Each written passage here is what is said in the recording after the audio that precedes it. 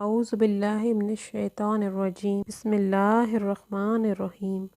اللہ کے نام سے شروع کرتی ہوں جو بہت ہی مہربان اور نہایت رحم کرنے والا ہے۔ ادبی ڈائری چینل کی طرف سے تمام ویورز کو السلام علیکم ورحمۃ اللہ وبرکاتہ۔ شیطانی جادو کیا ہوتا ہے؟ یہ شیطانی جادو ہی ہوتا ہے کہ آنکھوں کے سامنے پردے آ جاتے ہیں، پھر حرام میں مزہ آتا ہے، حلال اچھا ہی نہیں لگتا۔ یہ شیطانی جادو ہی ہوتا ہے جو ساری ساری رات انٹرنیٹ کی گندگی پر بٹھائے رکھتا ہے۔ یہ شیطانی جادو ہی ہوتا ہے جو انسان کو نماز کے قریب نہیں جانے دیتا۔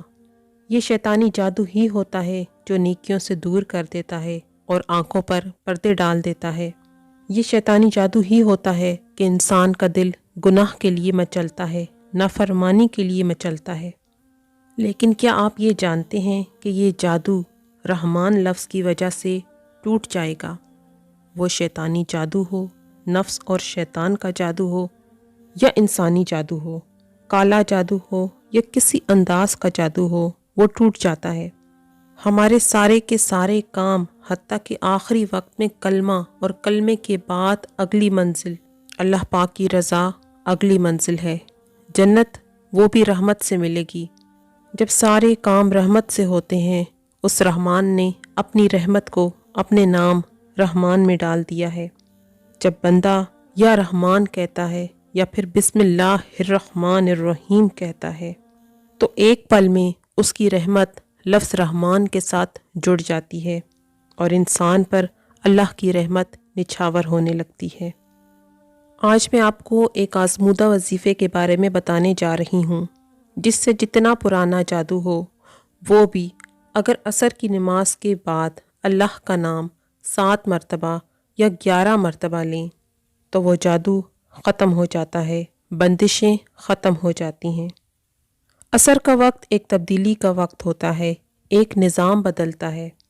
کسی بھی جادو سے چھٹکارا حاصل کرنے کے لیے عصر کی نماز کے بعد 11 بار یا رحمان پڑھنے سے جادو ختم ہو جاتا ہے۔ اس عمل کو سچے دل سے اور اللہ پر بھروسہ رکھ کر کرنا ہے۔ ایک بات یاد رکھیں، جادو کی بیماری کا علاج جادو سے نہ کریں، کیونکہ شر برائی کے ساتھ ختم نہیں ہوتا اور نہ ہی کفر کے ساتھ ختم ہوتا ہے، بلکہ شر اور برائی خیر اور بھلائی سے ختم ہوتی ہے۔ اسی لیے جب نبی کریم صلی اللہ علیہ وآلہ وسلم سے جادو کے خاتمے کے لیے منتر وغیرہ پڑھنے کے بارے میں پوچھا گیا تو آپ صلی اللہ علیہ وآلہ وسلم نے فرمایا، یہ شیطانی عمل ہے۔ اس کے علاوہ جادو والے مریض پر قرآن پاک کی سب سے عظیم سورۃ فاتحہ بار بار پڑھی جائے تو اگر پڑھنے والا صالح اور مومن ہو اور جانتا ہو کہ ہر چیز اللہ تعالیٰ کے فیصلے اور تقدیر سے ہوتی ہے اور اللہ سبحانہ و تعالیٰ سب معاملات کو چلانے والے ہیں، اور جب وہ کسی چیز کو کہتا ہے کہ ہو جا تو ہو جاتی ہے، تو اگر یہ قرت ایمان، تقوی اور اخلاص کے ساتھ پڑھی جائے اور قاری اسے بار بار پڑھے تو جادو زائل ہو جائے گا اور مریض اللہ سبحانہ و تعالیٰ کے حکم سے شفا یاب ہوگا انشاءاللہ۔ امید کرتی ہوں کہ آپ کو ہماری آج کی ویڈیو پسند آئی ہوگی۔